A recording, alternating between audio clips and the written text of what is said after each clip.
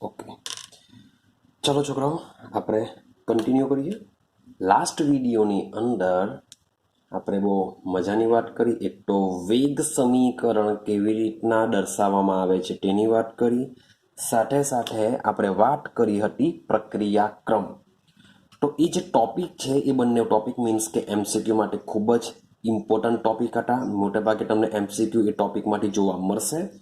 સાથે સાથે આજે આપણે આ જે ટોપિક સમજવાના છે એ ટોપિક પણ તમને સેમ એમસીક્યુની અંદર જ આવશે.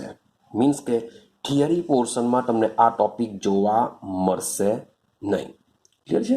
તો આને બી તમારે શું કરવાનું છે? એઝ અ એમસીક્યુની દ્રષ્ટિએ જ તમારે કમ્પ્લીટ કરવાનો છે. તો આજનો ટોપિક છે આપણો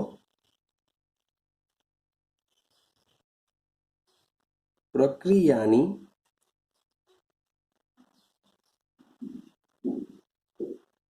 આણ્વિકતા. તો બહુ સિમ્પલ ટોપિક છે, બહુ એટલો બધો બહુ તમારે દિમાગ વાપરવાનું નથી, બહુ અઘરો ટોપિક નથી, એટલે બહુ ટેન્શન નહીં લેતા. તો વાત કરીશું પ્રક્રિયાની આણ્વિકતા. સમજો, જેમ આપણે પ્રક્રિયાક્રમ વિશે વાત કરીને આવ્યા તે જ પ્રમાણે ભાઈ પ્રક્રિયાનો આ બીજો ગુણધર્મો છે. જેમ પ્રક્રિયાનો પ્રક્રિયાક્રમ આવે તે જ પ્રમાણે પ્રક્રિયાનો બીજો ગુણધર્મ શું છે? પ્રક્રિયાની આણ્વિકતા છે. ભાઈ આ આણ્વિકતાનું કામ શું છે? શું કામ માટે વપરાય છે? આણ્વિકતા જાણવાની જરૂર શું છે? તો ભાઈ આણ્વિકતા જાણવાની જરૂર એટલા માટે પડતી હોય છે કારણ કે આણ્વિકતા દ્વારા આપણે પ્રક્રિયાની ક્રિયાવિધિ સમજી શકીશું. તો મારે જો પ્રક્રિયાની ક્રિયાવિધિ સમજવી હોય તો મારે કોની પાસે જવું પડશે? પ્રક્રિયાની આણ્વિકતા પર જવું પડશે. તો ભાઈ વ્યાખ્યા શું આવશે? પ્રક્રિયાની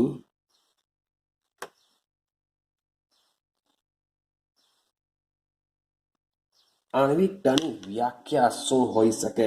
તો જરાક બરાબર સમજવાનો પ્રયત્ન કરજો, કારણ કે એ આવડશે તો તેના પછીની 3 વ્યાખ્યા અથવા તો એમસીક્યુ તમને ક્લિયર થઈ જશે. મેઇન છે વ્યાખ્યા. જોજો, તો મેં તમને વાત કરી પ્રક્રિયા. પ્રક્રિયા એકચ્યુઅલી 2 પ્રકારની આવશે. એક આવશે પ્રાથમિક પ્રક્રિયા, એટલે કે એક જ તબક્કામાં થતી હોય. એક આવશે જટિલ પ્રક્રિયા કે જે એક કરતા વધારે તબક્કામાં થતી હોય છે. તો હું વાત કરું છું પ્રાથમિક પ્રક્રિયા વિશે. તો પ્રાથમિક પ્રક્રિયામાં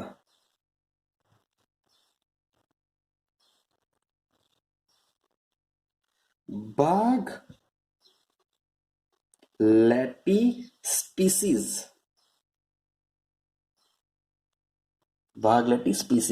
સ્પીસીઝનો મતલબ શું થાય?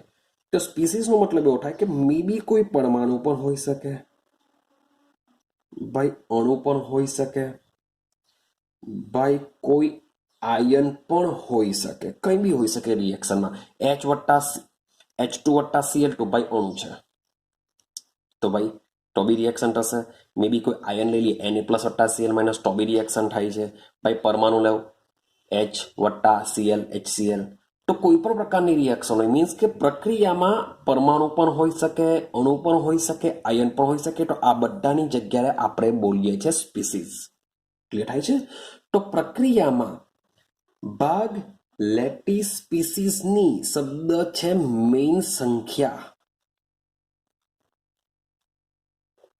આ ઇમ્પોર્ટન્ટ છે કે ભાગ લેટી સંખ્યા કે જે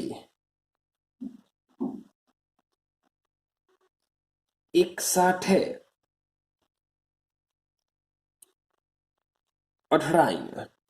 અથડાઈને માટે કેમેસ્ટ્રીમાં શબ્દ હોય છે સંઘાત. સંઘાત પામીને આવું બી લખી શકીએ આપણે કેમેસ્ટ્રીની ભાષામાં. સંઘાત પામીને રાસાયણિક પ્રક્રિયા પૂર્ણ કરે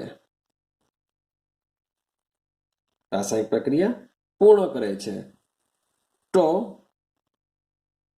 પ્રક્રિયા સાથે એવું લખીશ તો તેની સાથે લખી દઈએ. તો તેની સાથે સંકળાયેલી સ્પીસીસની સંખ્યાને તેની આણ્વિકતા કહે છે. તો જ્યારે આપણે એક્ઝામ્પલ લેશું ત્યારે તમને આઈડિયા આવતી જશે. પહેલા વ્યાખ્યા પર જઈએ કે પ્રાથમિક પ્રક્રિયા, શબ્દ બોલું છું, પ્રાથમિક પ્રક્રિયાની વાત ચાલે છે, એટલે કે એક જ તબક્કામાં થતી હોય તે પ્રક્રિયાની વાત ચાલે છે, પ્રાથમિક પ્રક્રિયા. તો પ્રાથમિક પ્રક્રિયામાં ભાગ લેતી સ્પીસીસ ની સંખ્યા કે જે એક સાથે અથડાઈને રાસાયણિક પ્રક્રિયા પૂર્ણ કરે છે. તો પ્રક્રિયા સાથે સંકળાયેલી જે સ્પીસીસની જે સંખ્યા છે એ સંખ્યાને તેની શું કહેવાશે?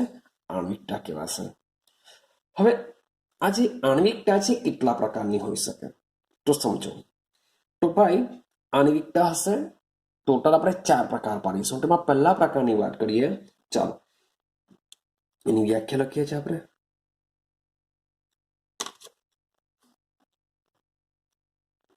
જ્યારે રાસાયણિક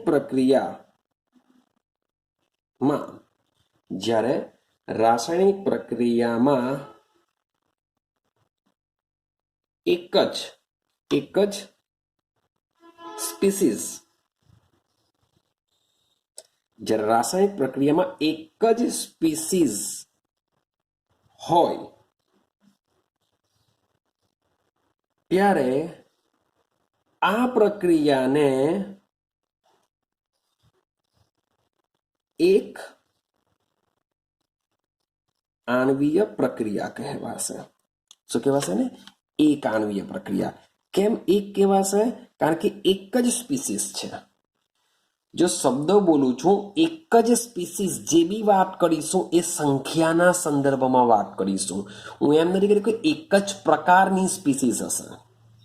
હું એમ નથી કહેતો કે એક જ પ્રકારની, હું શબ્દ બોલું છું, એક જ સ્પીસીસ હશે. એક જ એટલે કે સંખ્યાની વાત ચાલે છે.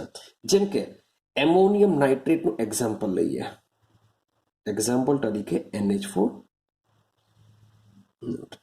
તો આ મારી પાસે પ્રક્રિયક છે, એક સ્પીસીસ છે, મીન્સ કે અણુ તરીકે લઈ લો. આનું હું વિઘટન કરું છું, ગરમી આપું છું. ગરમી આપવાથી ઉત્પન્ન થશે N2 પ્લસ H2O.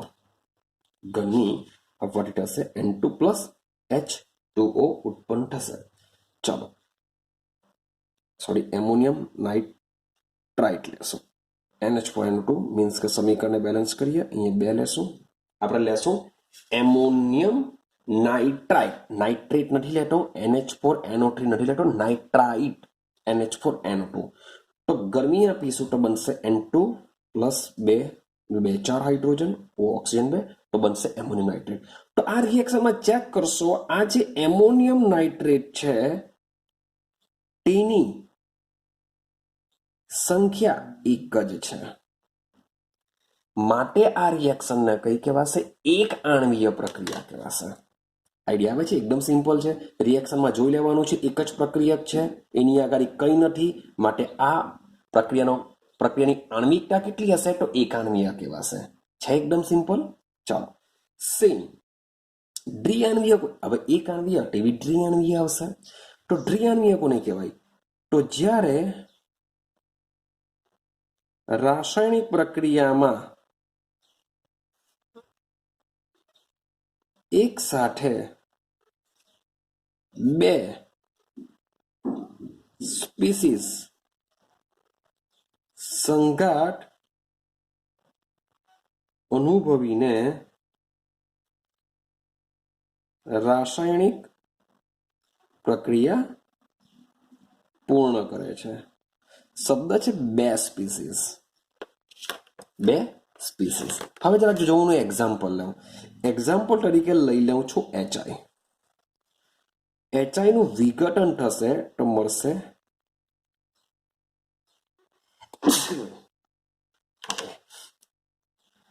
તો એક્ઝામ્પલ તરીકે મેં લીધેલું છે HI. હવે તમે કહેશો સર, હા સમીકરણ પહેલા બેલેન્સ કરી દઈએ. અહીં હું 2 મૂકી દઉં.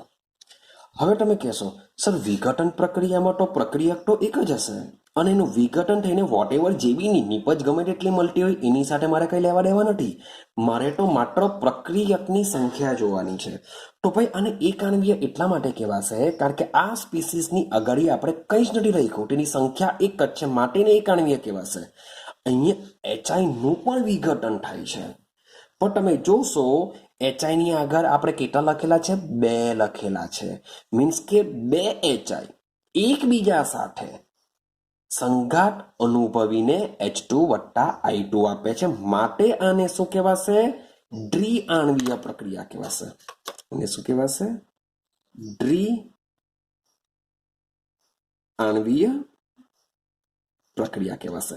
માન લો કે મારી પાસે H2 છે, મારી પાસે Cl2 છે, ભાઈ 2 મોલ HCl બનશે, તો આ પ્રક્રિયાની આણ્વિકતા બી કેટલી કહેવાશે? ભાઈ 2 કહેવાશે. કેમ 2 કહેવાશે?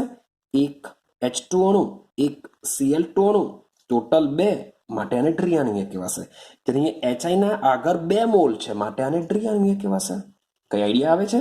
તો આણ્વિકતા એકદમ ઇઝી છે. મીન્સ કે જો તમને રિએક્શન આપેલી હોય તો એ રિએક્શનમાં કેટલા પ્રક્રિયકો ભાગ લે છે એની સંખ્યા જાણીને તમે આણ્વિકતા કહી શકો છો. સેમ વસ્તુ આગળ સમજીએ. હવે ટ્રી પછી આપણે ત્રિઆણ્વિકતા પર જઈએ. તો સમજો,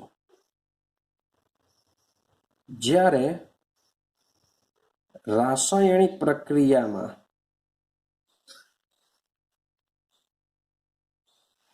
એક સાથે 3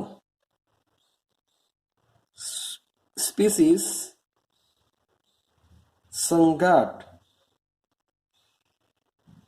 અનુભવીને રાસાયણિક પ્રક્રિયા પૂર્ણ કરે છે, તો આ પ્રક્રિયા કઈ કહેવાશે? ત્રિઆણ્વિક પ્રક્રિયા કહેવાશે. શું કહેશું આપણે? એને ત્રિઆણ્વિક પ્રક્રિયા કહેશું. ચાલો, કારણ કે એમાં 3 પ્રક્રિયાઓ આવશે. તો એક્ઝામ્પલ શું આવશે? તો એક્ઝામ્પલ તરીકે લઈએ, same as it is NO છે, O2 સાથે રિએક્શન થશે, સીધું સિમ્પલ વસ્તુ છે, બનશે શું? NO2. કે નાઇટ્રિક ઓક્સાઇડનું જો ઓક્સિડેશન કરવામાં આવશે તો બનશે નાઇટ્રોજન ડાયોક્સાઇડ. તો સમીકરણ બેલેન્સ કરીએ, અહીંયા 2 છે, અહીંયા 3 છે, તો મીન્સ કે સમીકરણ બેલેન્સ કરવા માન લો કે અહીંયા 2 મૂકી દઉં તો 2 નાઇટ્રોજન, તમારે અહીંયા 2 મૂકવો પડશે, તો 2 ને 2 4, 2 ને 2 4 થઈ જશે. તો તમે જોશો કે આ જે રિએક્શન છે, રિએક્શનમાં NO ના કેટલા મોલ? 2. ભાઈ O2 ના કેટલા મોલ? 1. ટોટલ કેટલા મોલ એટલે કે કેટલા પ્રક્રિયકો? 3 પ્રક્રિયકો એકબીજા સાથે સંઘાત અનુભવે છે, માટે આવી પ્રક્રિયાને શું કહેશું આપણે? ત્રિઆણ્વિક પ્રક્રિયા કહેશું, કારણ કે એમાં 3 પ્રક્રિયકો ભાગ લે છે. હવે તમે કહેશો 2 જ પ્રક્રિયકો છે ને, પણ ભાઈ આના 2 મોલ છે, માટે ટોટલ 3 પ્રક્રિયકો આમાં ભાગ લે છે, માટે આને કહેવાશે ત્રિઆણ્વિક પ્રક્રિયા. રેડી છે? ચાલો, હવે બરાબર સમજો, બરાબર સમજવાનો પ્રયત્ન કરજો કે 3 કરતા, શબ્દ જોજો, 3 કરતા વધુ અણુઓ, 3 કરતા વધુ અણુઓ સંઘાત પામે, એકી સાથે સંઘાત પામે, તેની સંભાવ્યતા ખૂબ જ ઓછી હોય છે. એટલે કહેવાનો મતલબ શું છે કે 3 કરતા વધારે પ્રક્રિયકો એકબીજા સાથે એટ અ ટાઈમ એકી સાથે અથડાઈને પ્રક્રિયા પૂર્ણ કરે એવું ખૂબ જ ઓછું અથવા તો તમને રેર કેસમાં જોવા મળશે, અથવા તો એવું જ આપણે કહી શકીએ કે ભાઈ જોવા મળશે નહીં. યાદ રાખજો. એટલે કે લાસ્ટમાં લાસ્ટ ત્રિઆણ્વિક પ્રક્રિયા જ આવી શકે, ત્રિઆણ્વીય પ્રક્રિયા આવી શકે, ચતુર્થ કે પંચમ કે છઠ એવું કંઈ આવતું નથી. એટલે કે યાદ રાખજો કે 3 કરતા વધુ અણુઓ એકી સાથે સંઘાત પામીને પ્રક્રિયા પૂર્ણ કરે એની સંભાવ્યતા કેવી હોય છે? ખૂબ જ ઓછી હોય છે. અને તમે એના કરતા ઉપર જાઓ કે ટ્રી આણવીય પાસે જાઓ. શાની પાસે જાઓ છો? ત્રણ. ટ્રી આણવીય એટલે કે ત્રણ પ્રક્રિયક ધરાવતી પ્રક્રિયાઓ એટલે કે ટ્રી આણવિક પ્રક્રિયાઓ છે. આ ટ્રી આણવિક પ્રક્રિયાઓ જ એકચ્યુઅલી ખૂબ જ ઓછી જોવા મળતી હોય છે. આ જે ત્રણ પ્રક્રિયા ધરાવતી પ્રક્રિયા કે જે એકી સાથે સંઘાત અનુભવે છે, આવી જ પ્રક્રિયાઓ તમને કેવી જોવા મળે છે? ઓછી જોવા મળે છે. તો ભાઈ આ તો જોવા જ નહીં મળશે. મેં તમને ના જ પાડી કે ભાઈ ત્રણ કરતા વધુ અણુઓ સંઘાત પામીને એકી સાથે અથડાઈને સંઘાત અનુભવે એવી પ્રક્રિયાઓ તમને જોવા મળતી નથી. ક્લિયર છે? તો ત્રણ પ્રક્રિયા ધરાવતી જે પ્રક્રિયાઓ છે એ જો ઓછી જોવા મળે છે અને સાથે સાથે આ પ્રક્રિયાના વેગ પણ કેવા હોય છે? ખૂબ જ ધીમા હોય છે. ક્લિયર છે? તો સવાલ એવો આવે કે માની લો કે હું એક રિએક્શન લખું. શબ્દ સમજો. મારી પાસે છે KClO3. મારી પાસે શું છે? KClO3. ચાલો, તો KClO3 વત્તા ફેરસ સલ્ફેટ H2SO4 ની હાજરીમાં રિએક્શન થશે. તો બનશે KCl વત્તા Fe2SO4 પ્લસ H2 બનશે. ચાલો, હવે આ એક રિએક્શન છે. રિએક્શનને બેલેન્સ જો કરીએ, હું ટોટલી લખી દઉં છું આંકડા. બેલેન્સ મીન્સ કે હું ઘરમાં સમય નથી બગાડતો. તો 6 3 આવશે. અને હાઇડ્રોજનની વાત કરીએ, ઓક્સિજન 3 આવશે. ચાલો, તો આ રીતના આપણે સમીકરણને બેલેન્સ કરી છે. ક્લિયર છે? હવે તમે આ પ્રક્રિયાની આણ્વિકતા જો જોશો, KClO3 ની આગળ કંઈ નથી એટલે કે 1 વત્તા FeSO4 ની અગાડી છે 6 એટલે કે વત્તા 6. H2SO4 ની અગાડી છે 3 વત્તા 3 એટલે કે આણ્વિકતા કેટલી? 10. એવું કહી શકાય ને. ટોટલ 10 પ્રક્રિયકો એકબીજા સાથે સંઘાત અનુભવે. સાથે સાથે પ્રક્રિયા ક્રમનો વિચાર કરીએ તો એકચ્યુઅલી એ તો સમજીને આવેલા છે કે ભાઈ તત્વ યોગમિતીય અચળાંકો ની સંખ્યા જેટલી પણ પ્રક્રિયા ક્રમ હોઈ શકે છે અથવા ન પણ હોઈ શકે છે. માની લો કે આનો પ્રક્રિયા ક્રમ શું 10 હોઈ શકે એવું આપણે વિચારીએ. તો તમે જ્યારે રિએક્શનને ટોટલી બેલેન્સ કરેલી છે અને બેલેન્સ કરેલી રિએક્શનને જોવા જશો તો એની આણ્વિકતા પણ ખોટી પડશે, તેનો પ્રક્રિયાક્રમ પણ ખોટો પડશે. કેમ? કારણ કે મેં તમને કીધું કે લગભગ જે 3 પ્રક્રિયકો ધરાવતી રિએક્શન છે, જેને આપણે ટ્રી આણ્વીય પ્રક્રિયા કહીએ છીએ, એ ટ્રી આણ્વીય પ્રક્રિયા સુધી પ્રાથમિક પ્રક્રિયા આવી શકે છે. એટલે કે એક આણ્વીય પ્રક્રિયા પ્રાથમિક પ્રક્રિયા હોઈ શકે છે. દ્વિ આણ્વીય પ્રક્રિયા પ્રાથમિક પ્રક્રિયા હોઈ શકે છે. હોઈ શકે નહીં, હોય જ છે. અને જે ટ્રી આણ્વીય પ્રક્રિયા છે એ પણ શું હોઈ શકે છે? એ હોઈ શકે છે પ્રાથમિક પ્રક્રિયા હોઈ શકે છે. પણ 4 કે તેથી વધુ પ્રક્રિયકો ધરાવતી પ્રક્રિયા, 4 કે તેથી વધુ પ્રક્રિયકો ધરાવતી જે પ્રક્રિયા છે એ પ્રક્રિયા હંમેશા તમને જટિલ પ્રક્રિયામાં જોવા મળશે. કે જો પ્રક્રિયા 4 કે તેથી વધુ પ્રક્રિયકો ધરાવતી હોય તો એ પ્રક્રિયા હંમેશા કઈ હશે? જટિલ પ્રક્રિયા હશે. અને તમને આઈડિયા છે કે જટિલ પ્રક્રિયાનો મતલબ શું થાય? તો જટિલ પ્રક્રિયાનો મતલબ એવો થાય કે આ પ્રક્રિયા એક જ તબક્કામાં થતી નથી, પરંતુ એક કરતા વધુ તબક્કામાં થતી પ્રક્રિયાને આપણે શું કહીએ છીએ? જટિલ પ્રક્રિયા કહીએ છીએ. કંઈ ઉતરે છે દિમાગમાં? એટલે આગળ જે પ્રાથમિક એક આણ્વીય, દ્વિ આણ્વીય અને ત્રિ આણ્વીય પ્રક્રિયા સમજીને આવ્યા, એ બધી પ્રાથમિક પ્રક્રિયાઓ હોય છે અને પ્રાથમિક પ્રક્રિયાઓ હંમેશા એક જ તબક્કામાં થતી હોય, પણ 4 કે તેથી વધુ પ્રક્રિયકો ધરાવતી જે પ્રક્રિયાઓ છે હંમેશા કેવી હશે? જટિલ પ્રક્રિયા હશે. અને જટિલ પ્રક્રિયાનો જે ક્રમ છે અથવા જો આણ્વિકતા છે એ સીધી આપણે મેળવી શકતા નથી. કેમ? કારણ કે તે તબક્કામાં થાય છે. તો આવી પ્રક્રિયાનો શું કરીશું? જોઈએ તો શું કરીએ આપણે? કેવી રીતે નક્કી કરીએ? સમજતા જઈએ ધીમે ધીમે, આઈડિયા આવતી જશે કે જટિલ પ્રક્રિયા ભલે જટિલ છે પણ ઇમ્પોસિબલ તો નથી જ, પોસિબલ તો છે જ. તો શું કરશું? તો સમજો, તો સૌથી પહેલા મેં તમને વાત કરી 3 થી વધુ પ્રક્રિયકો ધરાવતી પ્રક્રિયા હંમેશા કેવી હોય છે? જટિલ હોય છે. હવે જટિલનો મતલબ શું થાય? જટિલ એટલે કે એવી પ્રક્રિયા જે એક કરતા વધુ તબક્કામાં થતી હોય.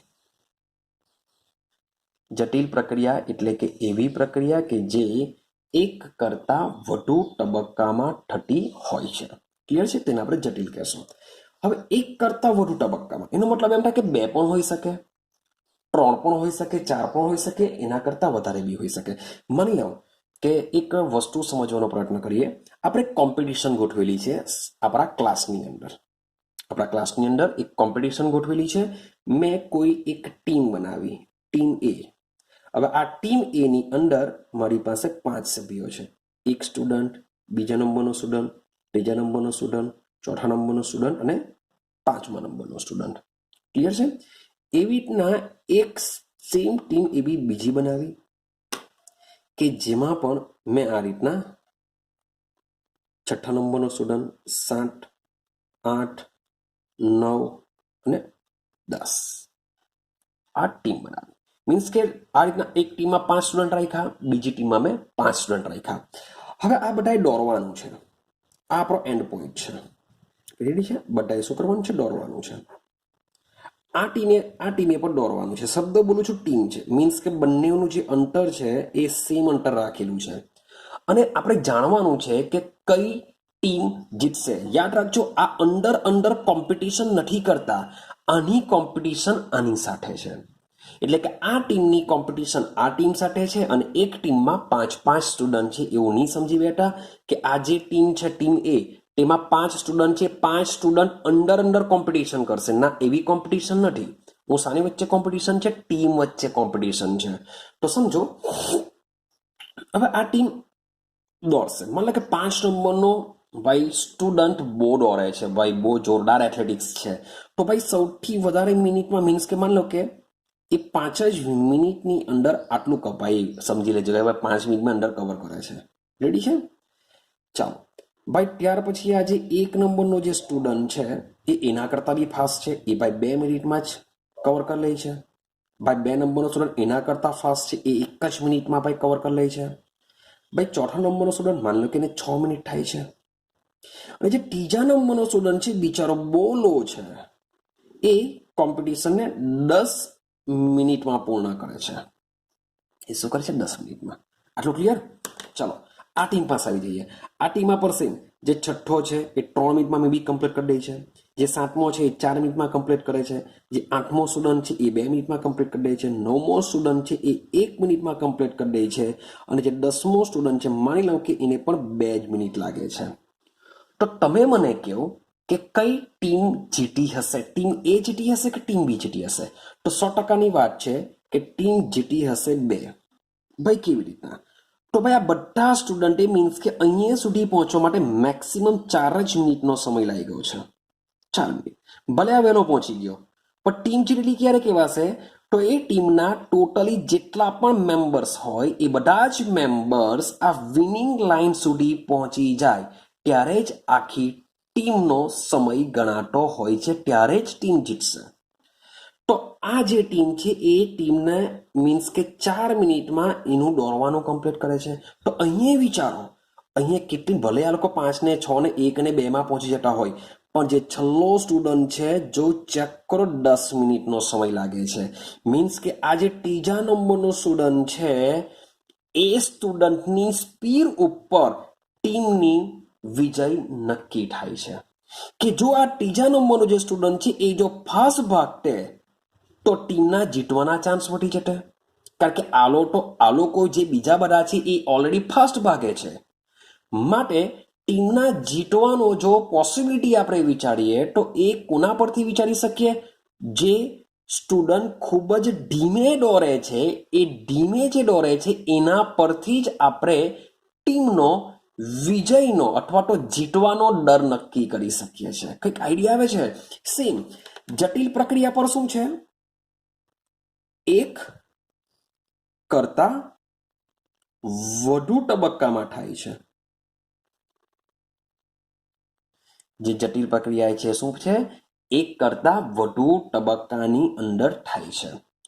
તો એક કરતા વધુ તબક્કામાં મીન્સ કે આ એક પહેલો તબક્કો લઈ લઉં, આ એક બીજો તબક્કો લઈ લઉં, મતલબ કે આ ત્રીજો તબક્કો લઈ લઉં, તો જેટલા પણ આ તબક્કા છે એ દરેકે દરેક તબક્કાનો ભાઈ વેગ કેવો હશે?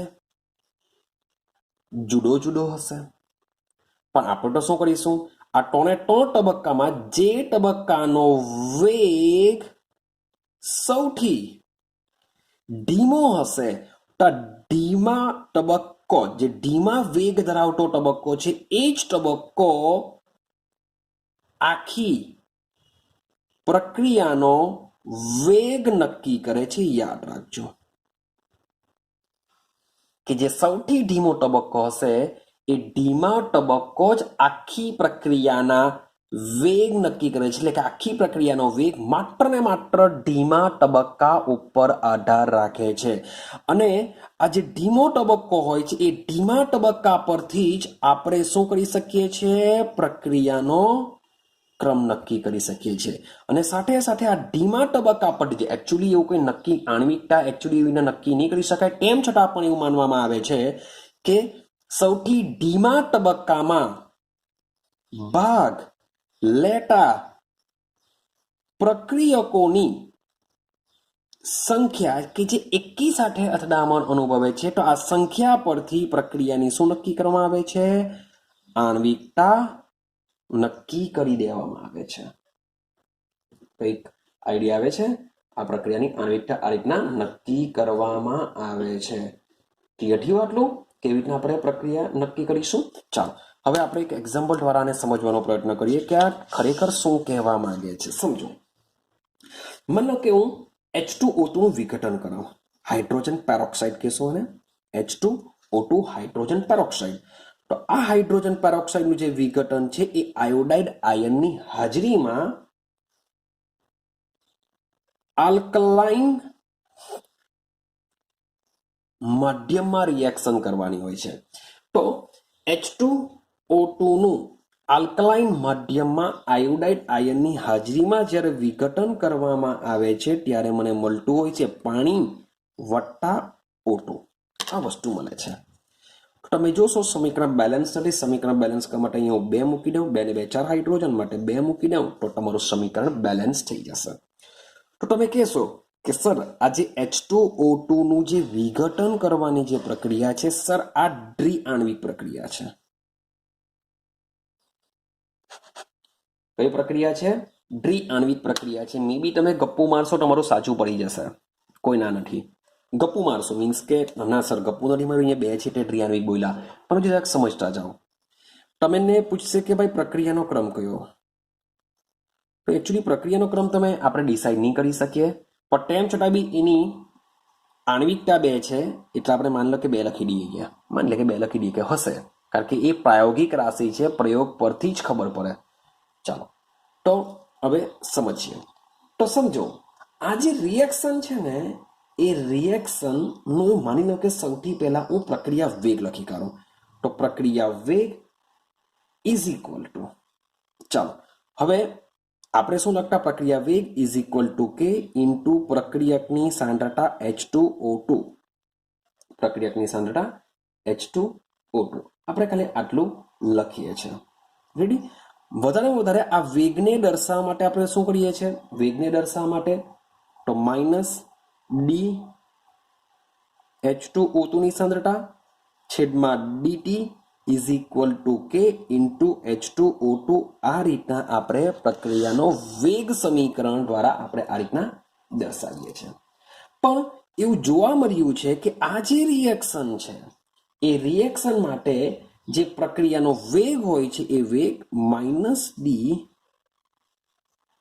H2O2 by dt is equal to k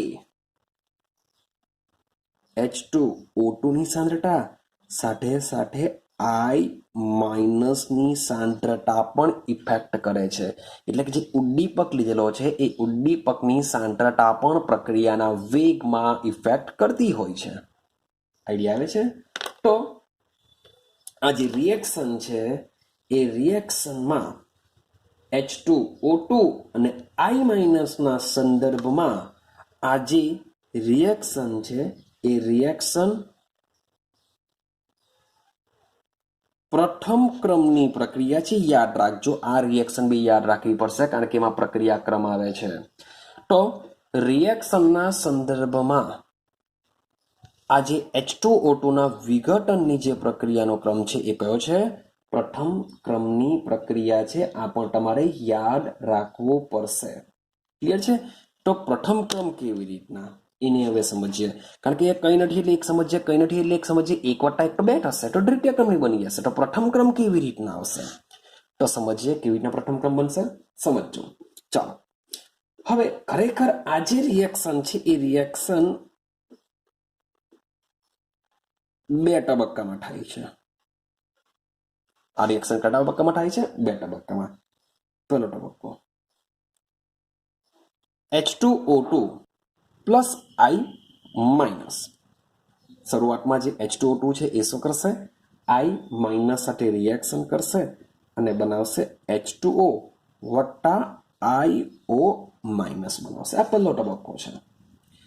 વાત કરીએ બીજા તબક્કામાં શું થશે તો બીજા તબક્કા દરમિયાન આ જે IO માઇનસ ઉત્પન્ન થયું છે એ IO માઇનસ, જો અહીંયા બે મોલેક્યુલ છે તો એક મોલેક્યુલ સાથે રિએક્શન કરી હવે બીજા મોલેક્યુલ સાથે રિએક્શન કરશે અને બનાવી દેશે ફરીથી પાછું H2O. તો H2O ના બે મોલ ઉત્પન્ન થયા માટે અહીંયા બે H2O વત્તા બનાવી દેશે O2, એ O2 બી બની ગયો વત્તા I માઇનસ જે ઉદ્દીપક છે જેવો છે તેમને તેવો પાછો મળી જશે.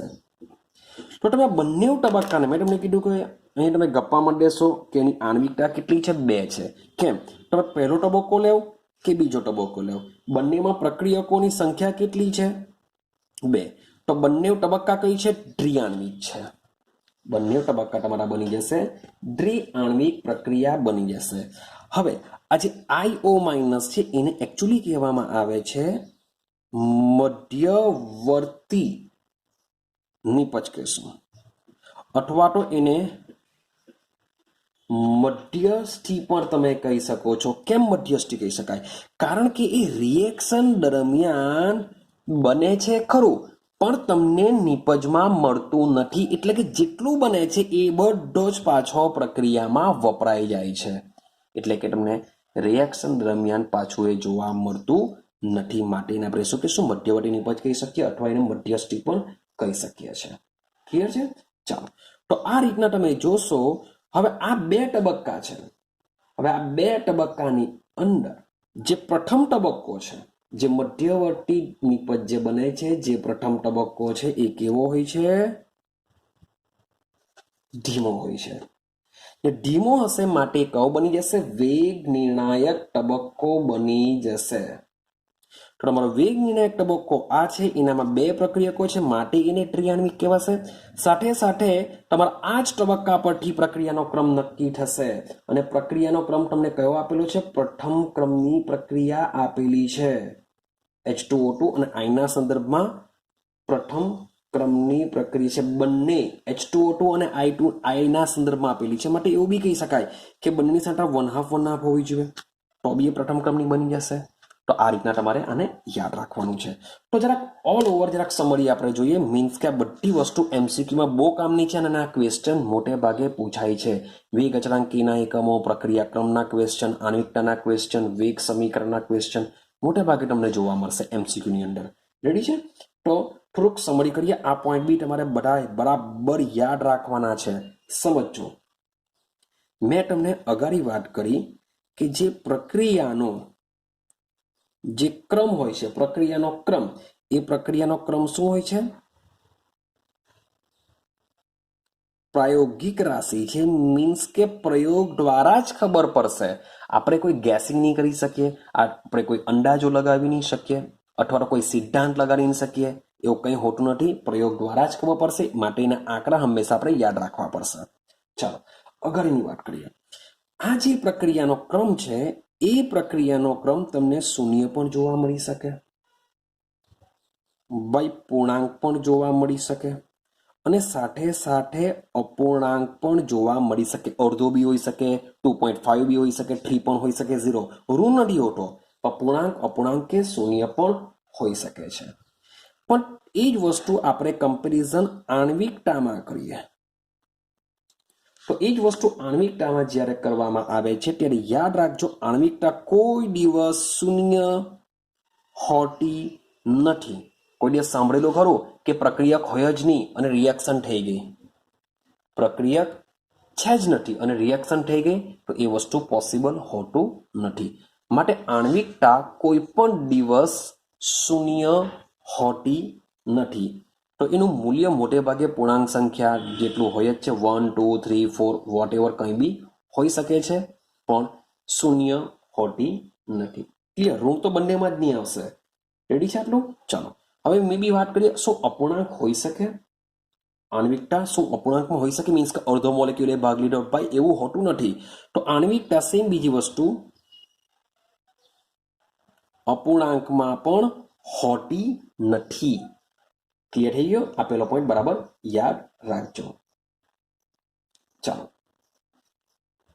પ્રક્રિયાના ક્રમમાં યાદ જોઈ લેજો. પ્રક્રિયાનો ક્રમ શું કહેવા માંગે છે? તો આ જે પ્રક્રિયાનો ક્રમ છે, એ પ્રક્રિયાનો ક્રમ તમે પ્રાથમિક પ્રક્રિયાઓ તથા જટિલ પ્રક્રિયાઓને